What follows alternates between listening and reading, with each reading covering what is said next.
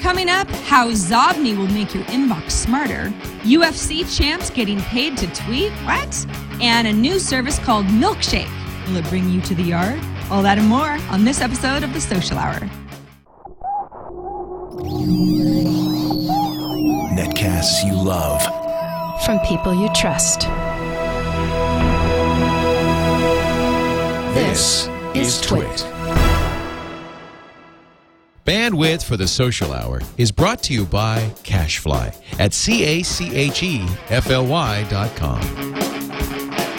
This is The Social Hour, Episode 8, with Amber MacArthur and Sarah Lane. Recorded Monday, May 16th, 2011. This episode of The Social Hour is brought to you by Squarespace.com, the fast and easy way to create a high-quality website or blog. For a free 14-day trial, go to squarespace.com/socialhour. And be sure to check out their annual plans for savings of up to 20% off. And by Netflix. Watch thousands of TV episodes and movies streamed to your PC, Mac, or TV instantly. Plus, get DVDs by mail in about one business day. For your free 30-day trial, go to netflix.com/twit. Hello, everybody, and welcome to another episode of The Social Hour. This is Episode 8 in Petaluma, California. I'm Sarah Lane. And in Toronto, Ontario, Canada, I'm Amber MacArthur, and it is good to be doing the show again, Sarah. And I have to say, I'm pretty sure we have the right guest this week, unlike last week. So anybody who wasn't able to watch our live production last week may have missed completely, or at least not understood, how our discussion of how we got punked. All the folks who were actually watching our live chat, and that is something to be said about watching the show live, is that you get to see all the mistakes. All the sort of behind the scenes issues. Is we ended up interviewing someone who claimed to be the founder of a company that we had tried to reach. Neither of us had met him before, so we didn't know what he looked like or sounded like. And he gave us an interview before the real founder emailed us and said, "What are you doing? That's not me. You are talking to some random person." Yeah, never happened before. He went along with it for quite a while. I think you can dig up the video of the live show somewhere online. But our first guest, the not real guy, he actually answered all of our questions, although he was a little bit vague. So I guess we should have known, Sarah. But yes, we were punked on the Social Hour. But today we have the CEO of Xobni, Jeff Bonforte, on the show. And I have met him before. I have seen him face to face. So I can verify that it is this him. Jeff is the real Jeff. Jeff Bonforte, welcome to the Social Hour. Hi. Good to have you here. Amber, you have been talking up Xobni, this service called Xobni, for weeks now. You're very excited about it. So I'm very excited to hear more from you, Jeff, about what Xobni is and why it has captured Amber's heart. Well, there are a few ways to think about Xobni. From most of the people that use things like mobile phones or email will know us. We're the largest plugin for Outlook in the world, so more people, 7 have installed our Outlook plugin. And we recently launched a Gmail plugin in the beta and just put our Android product into private alpha, heading to beta soon, and iPhone product. The basics are, it indexes your email, figures out who everyone is, and then tells you more about that person based on both the information inside your inbox as well as information that we can collect from things like Facebook and LinkedIn and Twitter and Zing and Salesforce and Chatter and Dropbox and Evernote. So I think it's a different type of social network, basically. It's what we call an implicit network. It tells you who everyone is based on your experience with them as opposed to what they're saying on Twitter and what they're saying on Facebook. These are something we call explicit social networks. So this one kind of acts in harmony with those. Well, Jeff, why did you come up with an idea like this? I mean, I know I shouldn't say you didn't found the company. You are the CEO right now, but what is the kind of story behind how Xobni came to be? Because for many people, email just kind of worked and they don't feel as though they need it more. But once you try something like the Xobni plugin, I mean, it just changes your whole inbox in a way that just makes it very social and I think more productive in a lot of ways too. I appreciate that. It's sort of like really powerful caller ID for your inbox. Or another way to think about it is like a new type of address book that knows absolutely everyone you know. So the basis for the idea goes back to MIT. Our founder, Adam Smith, was at MIT working on machine learning. And as he says it, he wanted to be the Google of personal data. And what he found out was that as he tried to analyze how to search personal data, the single most powerful thing he could do in order to improve relevance was to understand the question who. So before you did a search for a keyword like project coffee or whatever you might be working on, the search results were sort of bad, and that just like they are in almost all personal data search engines. But if you knew who, so if you, instead of treating the word Matt like a keyword, it treated it like a person. Or if you type in Cisco, instead of treating it like a keyword, a organization or a company. And once you have that bias where relationships are the first heaviest weight to personal data, search is actually much more simple, much more powerful. So the original concept was to try to make sense of personal data with machine learning at MIT. We learned that relationships were very valuable. And at the time those guys were starting, the founders of Xobni, I had just moved over from Yahoo. I ran Yahoo Messenger for a few years, and then I ran a group called Social Search at Yahoo. And Social Search is like Delicious and Answers and a few other things that we were working on to make search more social or more socially aware. And I met the guys from Xobni. I fell in love. I tried to acquire the company at Yahoo. And when I was unsuccessful, I joined the company actually as the CEO. That was just over 3 years ago. So, Jeff, when you look at Xobni's website, which I'm doing right now, you definitely get a feel for it being great for enterprise. Obviously, you started with Outlook. Obviously, there's a BlackBerry plugin as well, app, I guess. And so my initial response was, but I don't use Outlook and I don't have a BlackBerry, because I'm not so much in that enterprise world. But you have moved into the Gmail world. You said iPhone and Android also on the way. How long did it take for Xobni to figure out that you had to tackle beyond the enterprise, beyond the sort of the Microsoft workforce? Yeah, the reason we went after, there were two reasons that the guys hit Outlook initially. When I met them, I thought how wonderful that 23-year-old and 24-year-old were attacking Outlook, because Outlook sucks. It's like the worst possible product. It's not because Microsoft's a bad company. It's just because it's such an old product that it's weighed down by all these things. And for being as bad as it is, it's the largest in the world for business. So it's bigger than CRM, Google search engine, Facebook, LinkedIn, all those guys combined of what people do in companies all day long is stare at Outlook.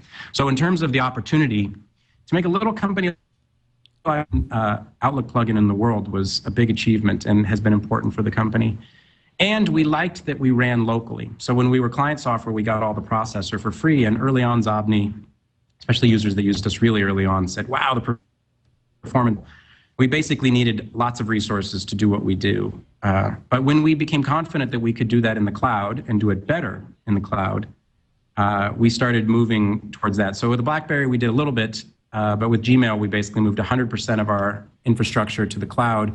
Actually, the cloud system is both more efficient today and much more powerful than anything we've done on client software. So almost all of our software, if it's doing anything locally, will move to the cloud over the next few quarters.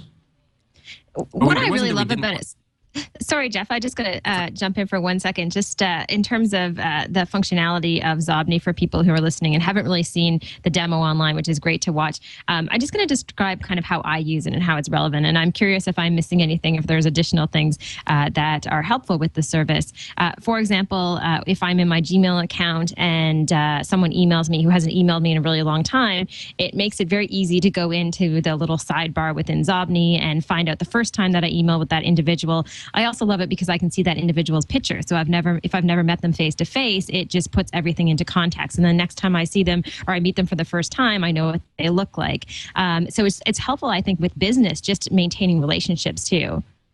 Yep, that's a good point. So yeah, I'm long-winded, so it's better to cut me off when necessary. No. I have to stop talking because there's so many things I love about it, and I want people. Until you try it out, you don't see how beneficial it is, and it's hard to kind of explain it. Yeah, I think two powerful features is that, the average address book of our users today has about 500 people in it, but the average inbox actually has about 3,000 to 5,000 people in it.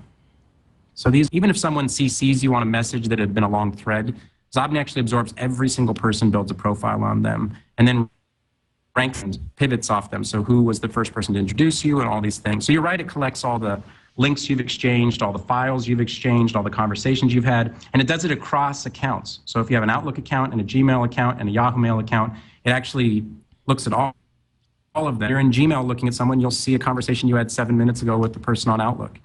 So it also has an intelligent system that will find the right person on the right social network. And a lot of people say, wow, isn't that a weird privacy thing? We actually use all the APIs from the social networks as intended. So we have direct partnerships with Facebook, Twitter, Zing, LinkedIn, all of these guys. We're the largest API user of LinkedIn. So we do everything above board. Everything's completely. We represent. We're using all their APIs exactly as the terms of service use them. So you can feel safe with Xobni. We use OAuth in almost all cases. We don't retain your passwords or do any of those things. So the system's quite powerful. You point out that it's really great for people that you interact with frequently. I find it really interesting as people I've never met before. When I get an email from them from the first time, I'll see their title from LinkedIn. I'll see who else they know in my network. And I'll see their photo and all these. I can even see their previous jobs from LinkedIn. So remember I said it's kind of like caller ID for your email. It's amazing because it knows thousands of people. It doesn't just know the people you interact with frequently. It's in this way, address books really suck because address books you have to manually maintain. Xobni kind of maintains itself. I'm definitely on the same page as Amber, where I primarily use Gmail. I have a bunch of different accounts though, and I access it a variety of different ways. Where, usually if I'm trying to recall whether I've talked to somebody, their name sounds familiar, I just start blindly searching, and sometimes I come up with what I'm looking for, and sometimes I don't. It's probably important to note, we haven't even mentioned it, that Xobni is inbox spelled backwards. So it's kind of like, I guess it's turning inbox on its head. I'm not sure what exactly, Jeff, how exactly Xobni describes why you call yourself the backwards inbox, because it's not really backwards, it's just more robust. Yeah, the name came, I believe, from Paul Graham, who's a Nader, which is it's a big seed angel investor in the Valley. And the two founders were trying to come up with a name, and he said, you turn the inbox on its ear, man. You just flip it around. And the name came from that. So the inbox is the greatest source of data for us, but obviously we're now pushing outside the inbox. I'm looking here at Xobni for Android, which it's really high glare. No one's ever seen before, but all right. It's got 17,000 people that it's carrying around for me. This is across 7 years of accounts. And it's able to find everyone on their title, their industry, their company. I can type in their area code and see everyone I know in Atlanta in ranked order. It's amazing, and I don't do anything to maintain it. It finds phone numbers for me, automatically extracts those out. It found for my CTO, it found 38 email addresses, and it ranks each one of those email addresses in likelihood of importance using time decay, frequency, response time, all these various pieces.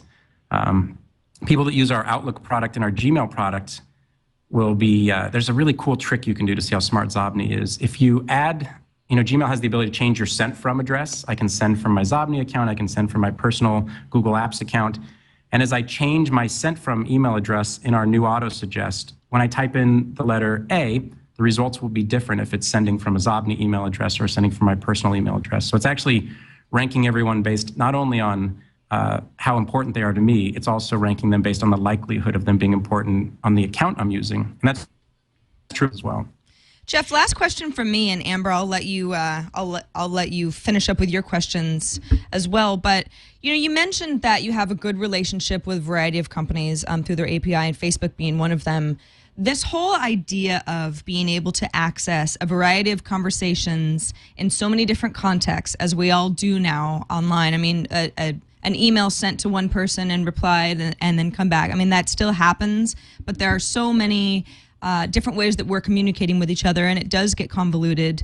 I know Mark Zuckerberg is a huge proponent of getting rid of the idea that email is the way that people talk to each other. It's just one way that people talk to each other, and really all conversations need to sort of be organized together in one kind of big pool of, yes, we're talking to each other.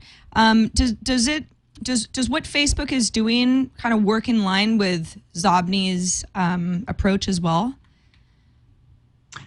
Yeah, complexity is the friend of Xobni because we have all these really smart algorithms that try to figure out what information you need and when. And the more various places you're talking to someone, the more you're sort of spreading out your conversations, whether it's Facebook or a quick DM with someone on Twitter, or you're sending a lot of emails back and forth. We actually don't care where the conversations are going. We're happy to index all of that and bring it to you and show you one sort of unified look at that relationship with a person.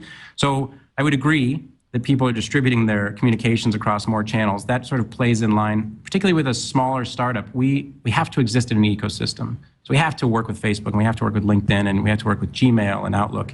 Whereas if you're Facebook, you really want to obsess over Facebook. Or if you're Gmail, you really want to obsess over Android and Gmail. And if you're Yahoo, you get my point. The big guys tend to focus on their part of the communication channel and exploit that and keep you in those bounds. So we're happy for you to talk in all those various places. The one thing I will say is the concept of having total convergence where all your conversations come to one place is something that consumers have repeatedly rejected.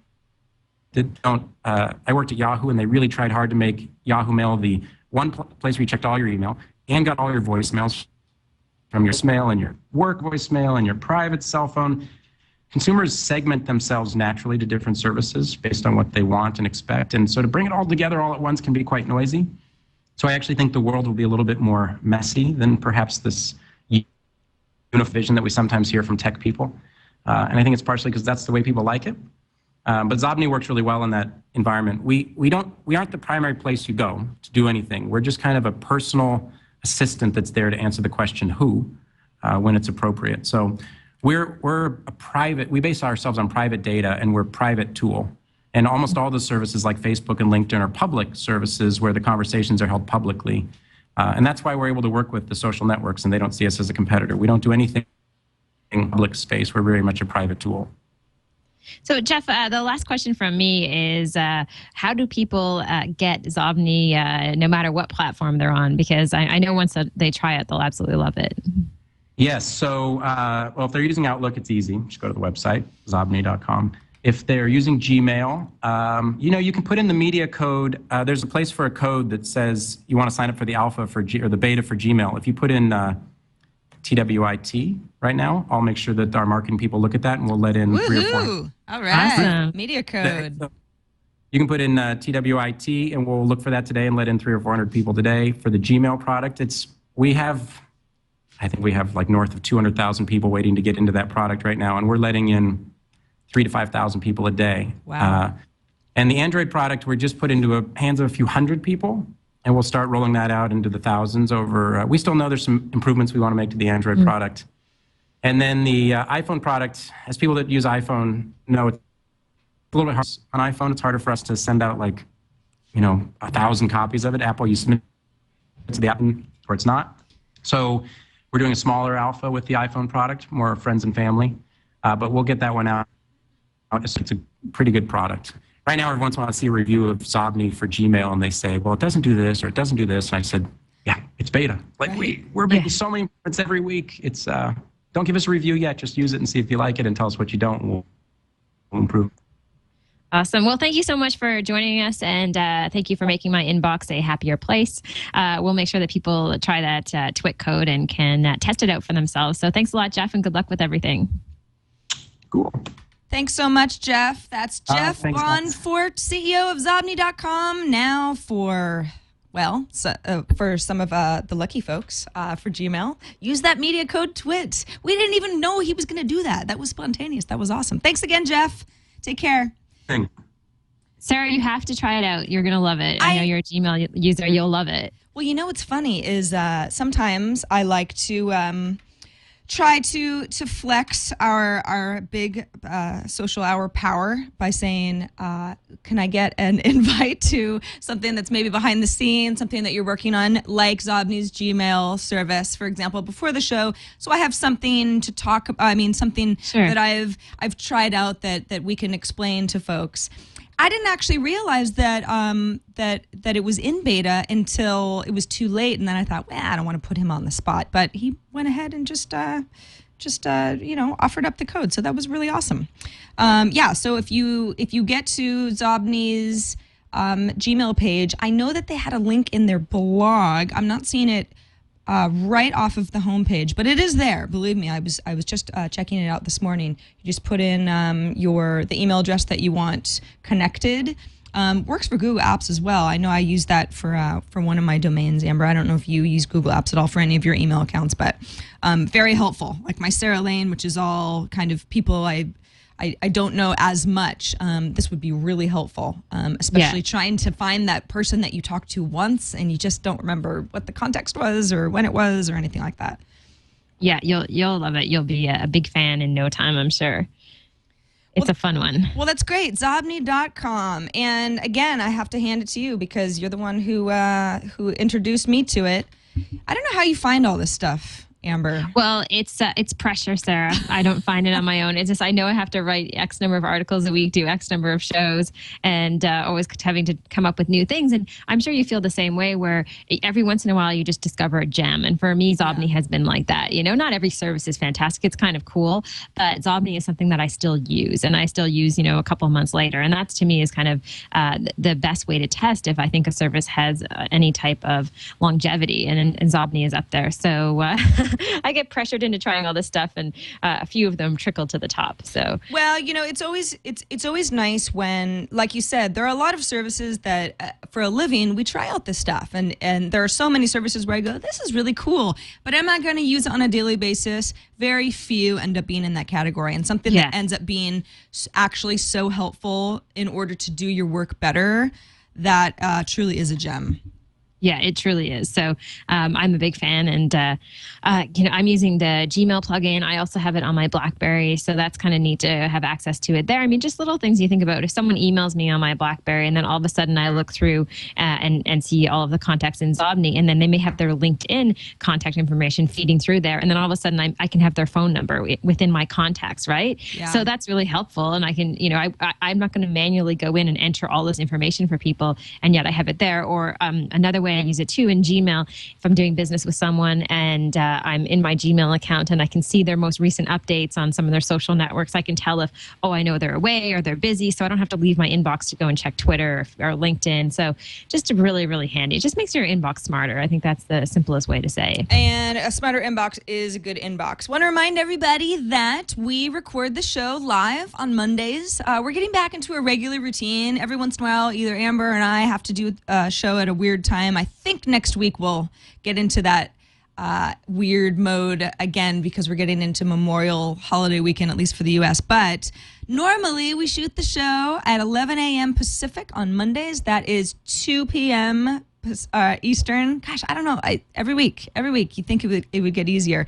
You can also see us online at twit.tv/TSH. So if you missed the live show, well, we'll miss you back, but don't worry because you won't miss anything good. In fact, it's important to note that even though our live show is kind of fun and you get to see a little bit more of the raw show, our finished show has things that I don't add into the live version, like URLs and more information, pricing when applicable. You can download the show from our website. You can subscribe to the shows if you just don't even want to think about when is that show on again? You've got a variety of options. Anybody who's familiar with TWiT, we use all the same tools that they do for all the other shows. We try to keep the show to an hour since it is called the social hour. Sometimes we go over. We haven't actually gone under yet. Maybe that will happen one day, Amber. But in any case, twit.tv/TSH is the way to get a hold of us. And we're 8 shows strong at this point. We're almost into the double digits. It's pretty good, Sarah. Yeah, we're on our way. We're on our way. And we have some great advertisers on the show, and this one coming up is one of my favorites, and yours too. Yeah, it's Squarespace. Anybody who's not familiar with Squarespace yet, you are missing out, folks, because Squarespace is the best way to publish a website, a blog, a photo gallery. I mean, there are so many different sorts of sites that you could put together. And if you're on the fence, maybe you've got something, you've got a WordPress blog, or maybe you're using Typepad, or maybe you don't have a blog. Maybe you've never made one yet before, and you think, well, I just don't want to put a lot of effort into it, or I'm not much of a designer, or there's so many options, and I just want to put together something simple, or I want it to look nice and I don't want to put that much effort into it. Squarespace is the place to go to publish something like this, because whether you are already some sort of a design expert, a whiz, or if you know nothing about CSS like me, I mean, every time I try, I end up messing things up completely. Squarespace is the tool for you. Not only can you import from previous blogs, like I mentioned, WordPress is just one example. You could import your entire WordPress blog to Squarespace and just kind of try it out and see how things go, because it's set up a lot differently. Their backend is different than other blog engines. They give you so much more customizing capabilities. I mean, even just as simple as using a slider to expand your site, or just make it look different, or change colors, this and that. Believe me, I've played around with Squarespace for years now, and it's by far the most intuitive way to go. What you can do, if you're like, well, this sounds great, you've talked about Squarespace before, but I'm just not sure if it's right for me, you can try out Squarespace for free for 14 days. Free.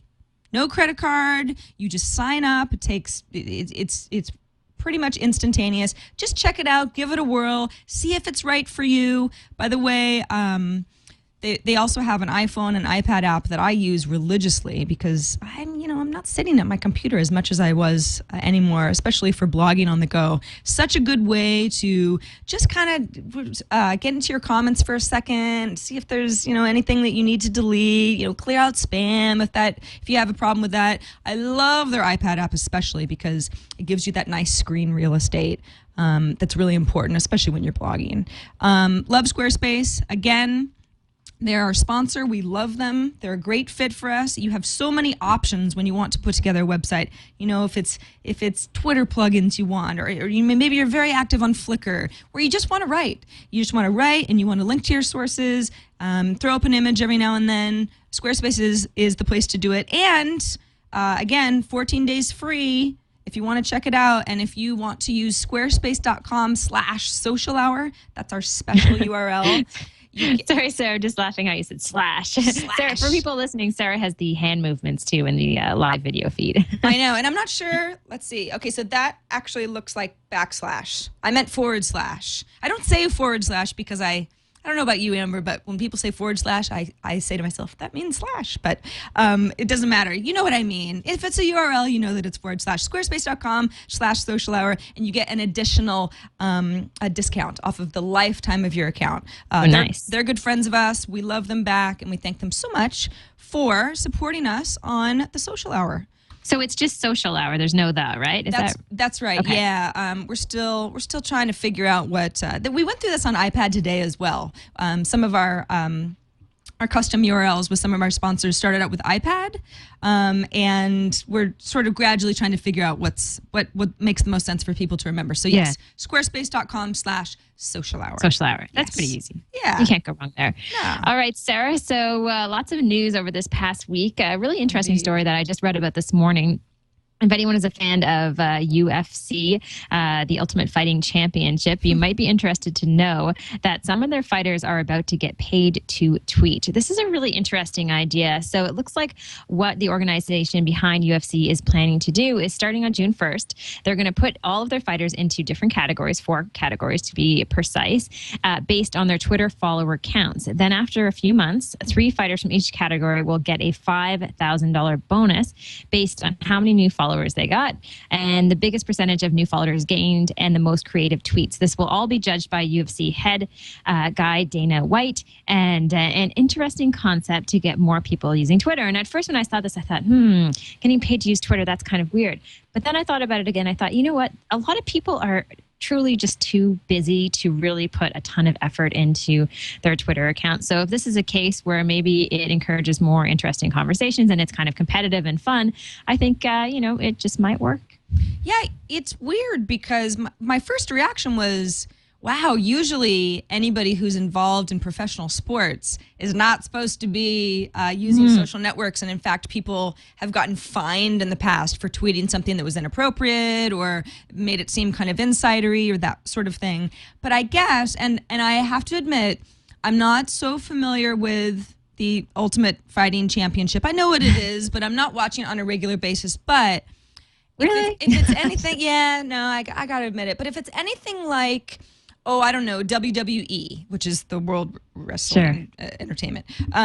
There is a lot of smack talk between fights or matches that is part of the fun, I guess, for fans. I mean, anybody who's a fan, at least of wrestling, will tell you that it's like, well, whether it's always true and if these things are fixed and that sort of thing, it's like there is some theatrical presence that these guys bring to the table so that when they actually are fighting, you've got a bit of their personality that went into how they built themselves up. So I wonder if UFC is saying to themselves, this could be like this dramatic episode. So if there's a month between the last time these two guys saw each other in the ring and you got to know both of them, and obviously the more followers they have, I guess the more likely that people will watch their next match. Then they end up getting ratings and support and probably advertising money, and it's an interesting approach. Yeah, no, it's definitely interesting. I had a chance to interview a UFC champ, Georges St. Pierre, and I may sound like, oh, I'm really savvy, I understand the UFC, but I truly don't. I just had an opportunity to talk to him because he had built a new app. He actually has his own app that's all about martial arts and fighting and moves, and it's kind of a fun little game that people can download and play along with. So it's interesting to see them be so progressive on the social front, and I think, paid to tweet, as long as they're upfront about it and it's obvious and it seems like they said, they're having a little fun with it, with the competition. I think it could be interesting to watch all of these different fighters start to use some of these tools. Now, when I originally read this article, I didn't see it as, the Ultimate Fighting Championship folks who run the game want these guys to get a lot of followers so that they could do kind of promoted tweets. Do you think that that's what's going on behind the scenes, that well, maybe somebody has 40,000 followers now, but when they get to 500,000, then they're going to start talking about how much they like vitamin water or something like that? I think they realize that the UFC brand is obviously a really strong brand, and they have a huge opportunity to push it even further through social media channels like Twitter and beyond. So it seems like it's kind of twofold. There's an opportunity for the players, for individual fighters, I should say, to really brand themselves, but then also a unique opportunity for the UFC to build awareness around its own brand and like you said, maybe do deals with different promotional products, or who knows what will happen. So they obviously see the value of it. Well, a very different, on the other side of the spectrum, obviously, social media, this sounds like beyond all else, it's promotional. It's probably a little bit of fun. You get to know your favorite fighters a little bit more, behind the scenes. What are they eating for lunch and that sort of thing. Not to overuse the whole "what are you doing for lunch" kind of thing on Twitter, but on the other side of the spectrum, obviously, social media. We try to make sure that we're promoting tools and meaningful discussions as much as we're promoting sort of the fun side of it. And actually, our friend Matthew Ingram was the first one who turned me on to a website I'd never heard of before called crowdvoice.org, which is a really interesting way it's a nonprofit group, and I believe they're based in Bahrain, but are a volunteer network all over the Middle East that are pretty much pulling in stories of protests from around the world. Really, obviously, the Middle East has gotten a lot of press and a lot of attention because just there's so much activity in that space there now. But this is a way to take a look at everything that people are talking about as it relates to uprisings, protests, government issues. I mean, this is really heavy stuff, but I find this it's fascinating, and it is, yeah. And it's a way that I know that a lot of folks have gotten used to following, Andy Carvin, who's the NPR correspondent, who's been kind of dedicating his life really to following all of this type of news on Twitter and tweeting out and retweeting and sharing links and that sort of thing. This gives that, I guess, more context, really, because these are a lot of the sources that he's sharing with folks, and I'm just using him as an example. Obviously, a lot of people are doing this sort of thing on Twitter. But, for example, if I were to click on well, this is a French link, so I'm not going to be able to understand it. But as you can see, there is content coming in from all over. This is something going on in Casablanca, for example, which is obviously in Morocco, and you can get a little bit more information on what's going on in the world. Because I think that I don't know about you, Amber, but for me, I hear about all of this stuff. It can be very overwhelming.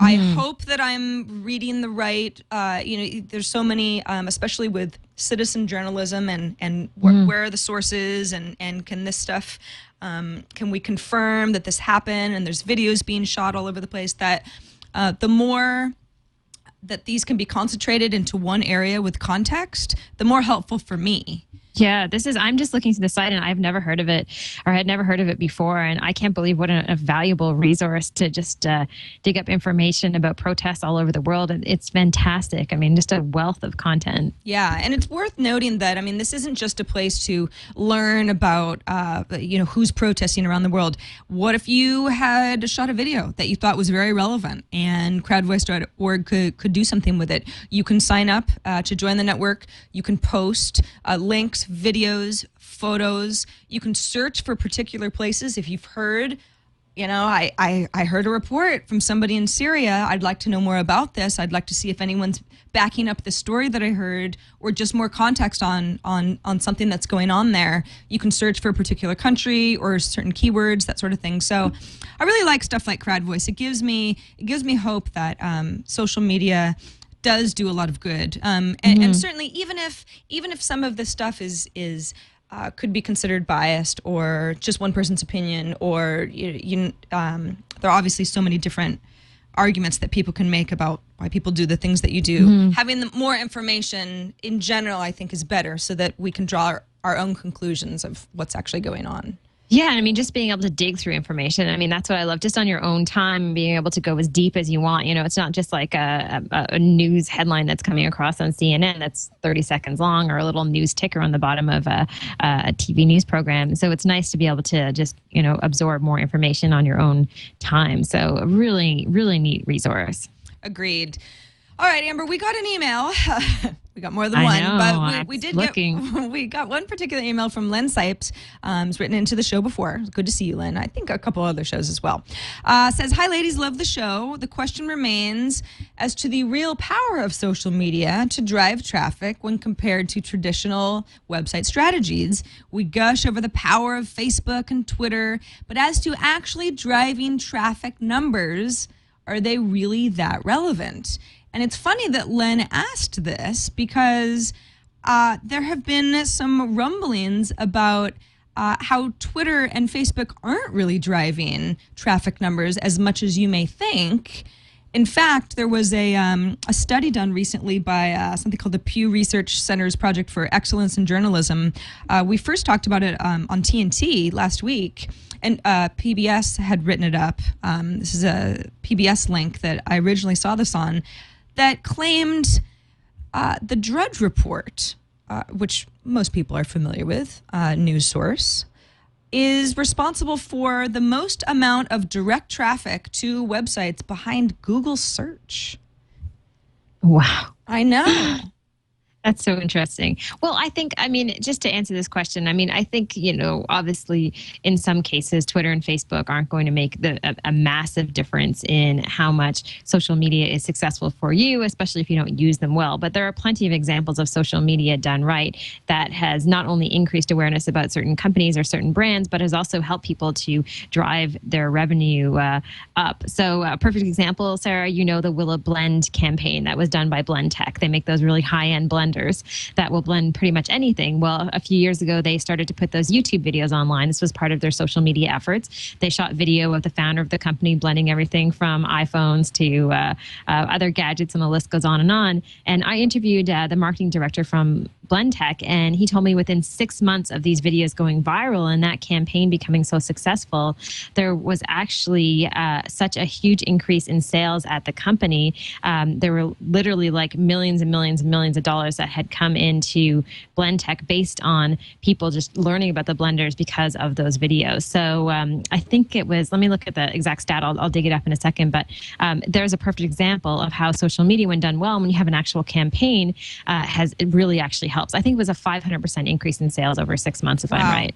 Yeah, I mean, there's certainly, I mean, we can think of, I'm sure, many examples of social networking done well, as you say, that drives many eyeballs, views, return visits to a variety of places. What I thought was interesting about the Drudge Report, and by the way, after this particular study came out, I mean, there's all sorts of talk online about what is it about the Drudge Report that's so powerful. I mean, it's interesting because the Drudge Report it's a source for news. It happens to slant conservative versus liberal. So there are people who love the Drudge Report, there are people who hate it, and there are people, anywhere in between. So, that aside, the content aside, it's like, what is the structure of the site that makes it so powerful? Well, there's a few things about the Drudge Report that are interesting. I mean, first of all, it's been around for, I think, almost 15 years. In internet time, that's a very successful run. The Drudge Report is also, it's unique because anybody who's familiar with it knows it's very bare bones. You go to the Drudge Report and there are minimal images. There are images, but mostly it's just links to a variety of topics, news sources from all over the world about all sorts of stuff. Now, you can say, well, that's it's sort of backward, and maybe at the time that the Drudge Report started online, that was the basic way to share news, and the capabilities didn't really go too much farther. Obviously now, most news sources have blurbs, or they write up their own kind of rehash of what an original news story was, and the idea is to get somebody onto your site and to keep them there because you're probably running your own advertising and you don't want them to just bounce off to the original news source and not come back. The idea is to keep them into your franchise. Well, the Drudge Report doesn't really have anything to keep you there. I mean, you see a link, you think you might want to read the story, and you're off and reading it at the original source. So, it might be something to say about keeping things simple. And yeah, I mean, I'm not really sure what their advertising model is. I assume it's successful because they've been around for so long. But maybe they more weight is given to the influential aspect of the Drudge Report from the folks, obviously Matt Drudge and whoever he has working with him behind the scenes, to be able to say, yeah, I mean, we will drive almost as much traffic as Google, and certainly more than anybody who tweets about this, or the millions of Facebook folks who may have shared this link. We have all that power. It's a pretty interesting claim. Yeah, it definitely is. It's, and I think it's one of those things, like not everything is going to work right for everybody. You have to kind of have a combination of different things. Like I would say if a company came to me and said, oh, we're just going to do social media, we don't even care about our actual, our company website, I would say that's not a great approach. So you really want to try to have a combination of a bunch of different things and just kind of attack things on different levels. Sarah, I know we got a voicemail. I love when we get voicemails from our listeners and our viewers. It's always interesting to actually hear people's voices. Yes, absolutely. Let's play the voicemail. And this is from, oh gosh, who is this Will from Georgia. Yes, Will from Georgia had, he had something to say about our conversation from last week about who is and who isn't a journalist. Oh, interesting. Let's listen. Hello, ladies. This is Will from Lawrenceville, Georgia, calling in regards to the conversation you ladies had about whether or not you're a journalist because you put your news up on the blog instead of having a camera in front of you or working for someone else. I think that the question has always been there but never been asked until recently because there's so many more people putting out news. Where before, you either got your news from the newspaper or you got your news from the radio or you got your news from television. But now that anyone can put out news, that question is being asked, what makes journalists a journalist? And I think, in my opinion, that what makes a journalist, quote, a journalist, is whether or not you work for someone else. Whether or not you work for someone else. Okay, I get what Will is saying, because he's kind of saying, listen, anybody can build a Drudge Report, for example, or put out a blog, or say something on Twitter, or say, I've got news and here's what it is. And so it's like, well, we can't all be journalists, but at the same time, to say that you are a journalist as defined by working for someone else, that means that whoever hired you or whatever entity you work under, they defined you as a journalist. And I don't know if you need that these days either. Amber, what do you think? Yeah, I'm not sure, because then you get so many amazing freelance journalists out there who sometimes, sure, they are hired by another organization. Sometimes they just go out. I'm thinking of a lot of the photojournalists that go into war-torn territory, and some of them end up selling their pictures back to another organization. So those are some of the bravest journalists that we have right now in the world. And so I think it's hard to define a journalist just based on the fact that someone else is kind of employing them, because in many cases they don't necessarily get that money coming in, or they don't have that relationship until they kind of produce something. So I think that I get his point, but I think it's still a little fuzzy for me. Yeah, I agree. I think if and I don't even know if I consider myself a journalist. Sometimes I do. I mean, I work in the journalism field, tech journalism certainly, but I almost kind of go, hey, if you like what I have to say and we have a lot in common, then great. You'll want to consume the content that I put out there, rather than saying I am a journalist, yes or no, kind of thing. But I think that there are so many talented people out there who can certainly fall into the journalism category that may not work for CBS or Drudge Report or any other of the many journalism entities that I could list. It doesn't mean they're not, just because they're freelance or they work independently. But yeah, there is a line, and I guess we're still kind of trying to traverse that path. And I think in this day and age, there are so many people, and myself included, who have kind of different jobs. And sometimes I put my journalist hat on when I'm writing for the Globe Mail, our national newspaper. And then there are some times where I'm doing advertorial work, where someone has hired me to create content, and it's a brand, like a car brand, for example, an automaker who's hired me to do that type of work. Well, I'm not a journalist in that capacity, but I may be a journalist depending on another type of work that I'm doing. So I think we also live in this world where lots of people have different jobs. Yeah, absolutely agree. If you want to call us like Will did, we love to hear from you. It's a lot of fun. 2626-SOCIAL is our Google Voice number. You'll have to figure out what the SOCIAL is in numerical terms, because I don't have that memorized yet. But 2626-SOCIAL is our phone number. Whoa, I'm breaking Leo's desk. Oh, no. Left you got to and move. right. It's time to move to the new studio now. Oh, my gosh. It's so funny. Sometimes he'll come in here and go, who was in here last? Because things are not the way that I want them to be. And it's like, I hope it wasn't me. I don't touch much. I don't touch much in here. I just try not to break anything. But yes, 2626-SOCIAL is how you can call us. Of course, you can write us, or you could send us a video. Videos are cool. If you want to send us a video, anything that you can link to link to the video, YouTube, Vimeo, anywhere that you can host the video and then send us a link so that we don't have to download a video, that would be great. Keep in mind that anything audio, video, try to keep it to 30 seconds or less. It makes it a lot easier for us to roll into the show. And of course, you can email us, and that can be any length at all. We just might not read the whole thing if it's like, 1,200 words, at thesocialhour@twit.tv. Amber, what's the last movie you saw, and did you like it? Oh, Sarah, that's a really good question. I can't even remember the last movie I saw. Well, I really wanted to see Blade Runner, which was playing on the weekend, and I didn't get a chance to watch it. But that would probably that's probably on the top of my list of a movie that I need to watch again.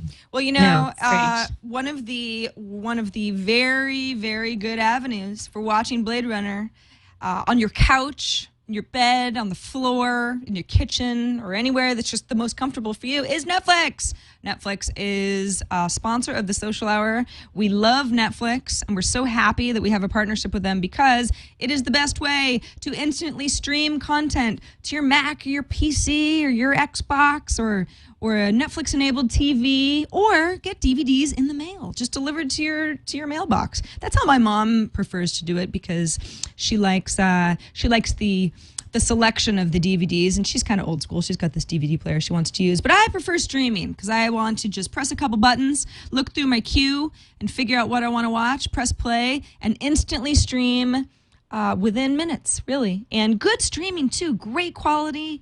I don't have buffer issues. I love Netflix. The whole idea behind Netflix, if you're not familiar with it, is you sign up for an account. Very easy. And by the way, you can get 30 days free for just signing up. So if you haven't tried Netflix before, 30 days free is a great reason to try it out now. Sign up. You have an account, and then you just start filling your queue with the kind of movies that you want to watch. And it's really simple. What's at the top of your queue is what you'll watch next. Or if you want to just to go through your streaming queue, your streaming Netflix options list, and just pick a movie out of thin air, like Blade Runner. Amber wants to watch Blade Runner, no problem. Then you just say, I want to stream this. And you've got an account with Netflix, and you can stream it instantly. You can rearrange your queue. You can rearrange somebody else's queue if you don't like what their next movie choice is going to be, and you know that you have to house sit for them next week. And these are new releases, old classics, maybe a TV series that you never watched the first time around. I know Tom and Eileen are going through the Buffy series again. I've actually never watched Buffy. Besides hitting it on the WB every once in a while back in the day when it was actually on the air. And I know so many people who love it as a cult classic that I'm starting to think, hey, maybe I should watch the Buffy series. It would take a while. I mean, I don't know how many seasons there were. Quite a few. Got some catch up to do, I think, Sarah. Yeah, exactly. But netflix.com/twit is the URL. That way, you get your 30 days free. In any case, that's just what Netflix does for everybody because they want people to understand that it's a great service, and so they want you to get familiar with how it works. But if you go to netflix.com/twit, then they know that you came through us, and then they'll say thank you, the Social Hour, and we'll feel good about ourselves. And it's a great partnership. netflix.com/twit. You'll love it. You'll never go back to the old way of doing movies. If you're not using Netflix, I promise whatever you're doing now will seem archaic once you have an account with them. And we thank them so much for sponsoring this episode of The Social Hour. All right, Sarah, we have one of the best parts of the show. This is Rad or Fad. This is where we tackle a new service or an existing service that's been around for a while and figure out if it is worth trying out. I have not heard of this one. You have added it to our list. It's called Mlkshk. Of course, there's no I or no A. Yes, it's Mlkshk without the vowels because, it's the cool thing that people are doing and the only domains that are free anymore. Yeah, so Mlkshk came across my radar. I don't know, a few months ago, and it was in, I think, private beta. I can't remember who introduced me to it, but I hadn't talked about it because I didn't really get it. And I think that the reason I didn't understand what was going on was because not enough folks were using it. And Mlkshk really, really thrives on having a good network. Obviously, all social networks do, but this particularly because it's all image-based. So when you think of image sharing services, something like 4chan sometimes comes to mind for me, where you go, oh yeah, it's kind of the Wild West of images, and very often they are not safe for work or somehow provoking and not for everybody. Mlkshk is kind of, it actually really isn't anything like 4chan because not only does it not look like a 4chan where it's just kind of a thread with people sharing images. It looks really nice, but it's more social network based. So, for example, this is a picture that Ted Reingold, who's a friend of mine, he's the guy that founded Dogster, which actually just sold, Dogster and Catster. So Ted Reingold is a friend of mine, and he's my friend on Mlkshk, and he shared this really cute picture of Steve Martin many years ago ironing a cat. And, it's just kind of a silly picture. So at this point, I could, here's the URL that I could share. I can say, that I like it, which I do. I can save the image. That iron's not on, is it, Sarah? I don't think so. Steve would not do something like that. No. course. There's also a Chrome, Firefox, and Safari plugins, and this is actually where this gets really helpful. So, for example, if I wanted to share this image from within Mlkshk, I wouldn't really need to right-click and save. But let's say that this image I found somewhere else on the internet, just anywhere, on Tumblr or just BuzzFeed or whatever, and I wanted to share this image on Mlkshk. Here's my Chrome extension that I've already installed beforehand. If I save image, and that's again just by right-clicking, this is, it's kind of like my little bookmarklet. So I can just save any image on the internet to Mlkshk immediately and share it with the folks that are following me. Gina Trapani is actually one of my friends. She has a lot of funny stuff.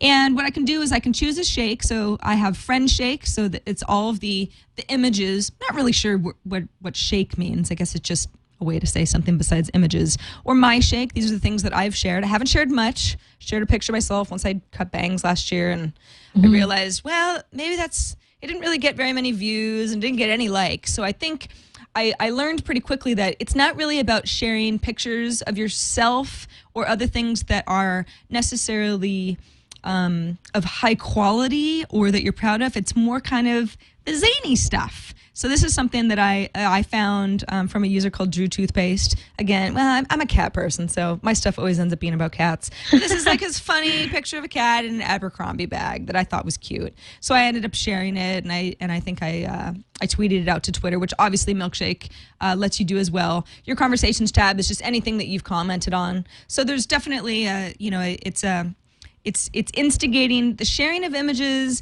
and also having conversations around them.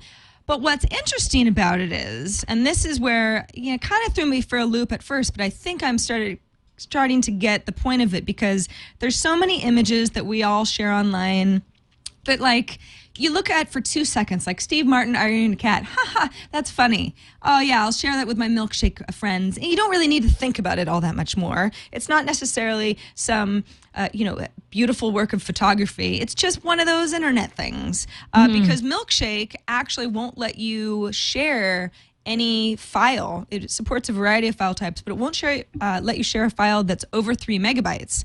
And at first I was like, well, 3 megabytes. I mean, everything I share on Flickr is at least 3 megabytes because I only want to share quality stuff. So that is really where this is not a replacement for something like Flickr. It's a whole different kind of sharing mechanism. This is not about high quality, let's see this full size. It's more about, this is it doesn't have to be just funny, but this is an image that, we can have a little conversation between our group of friends, or you might want to share this on Twitter, or, be the hero for the day, or get a chuckle out of it, kind of a thing. Very cool. So, Sarah, is it rad or fad? I think it's totally rad. Yes. I mean, if I haven't made it clear already, it took me a while again to get the point of Mlkshk. And by the way, it's now open to the public, so it's no longer in closed private beta as far as I can see, because I've seen a lot of folks talking about it online recently, and that's why I went, wait a second, what is this service? I know this service. Yeah, so this is totally rad, I think. I love stuff like this. I mean, okay, so Mayor Mike introduces the plan. This is not a funny picture, but it's an interesting picture. And, shared by one of my friends.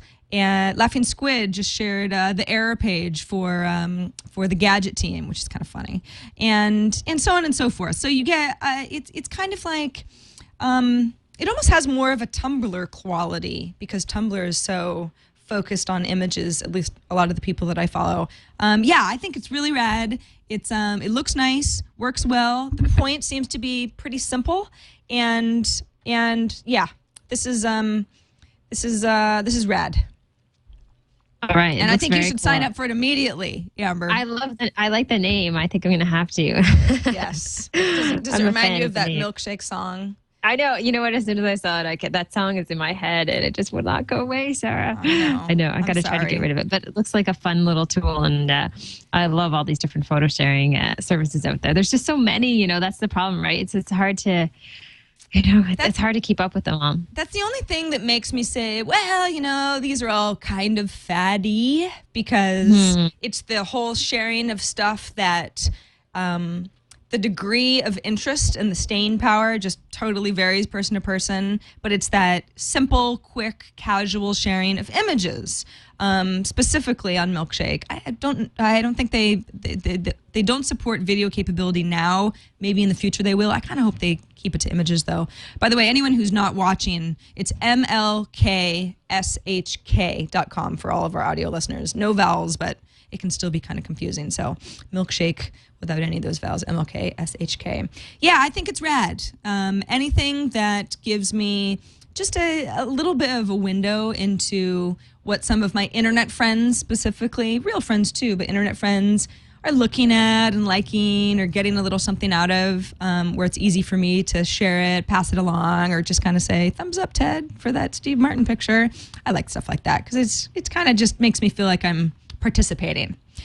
Sarah, I think I have for next week, I just got an invite to a new service. And when these start coming, you kind of think, okay, well, this is going to be the next trend or the next thing that people are latching onto. It's to a service called Namesake. And I don't know if you've tried it yet, but for next week, we're going to determine if this is rad or fat. Cool. I will give it a try for the week. I will join my friend on here and see how I like it and see if it makes it into the rad category. Cool. Namesake. If you got anybody out there knows anything about Namesake and has an opinion, you can write us. In the meantime, we'll be back here. Well, next week, will we be back here same time, same place? Oh, yeah, we're doing two shows. Monday, we're good. Yeah, we're doing 2 shows next week, Monday and Friday, but we'll talk about that next Monday. So, yeah, Amber, I'll see you at 2 p.m. your time, 11 a.m. my time next Monday for the social hour. And for everybody who watched us live, thanks so much. Anybody who's watching us after the fact, thanks so much for downloading the show, and hope you're subscribing. And remember to give us feedback so we can improve the show and make it the show that you want to watch. Amber, have a great day in Toronto. You have a great time out west, Sarah, and I'll see you hopefully out there next month. All right. Thanks, everybody. I'll talk to you soon. That's it Bye. for the social hour. See you later. Bye-bye.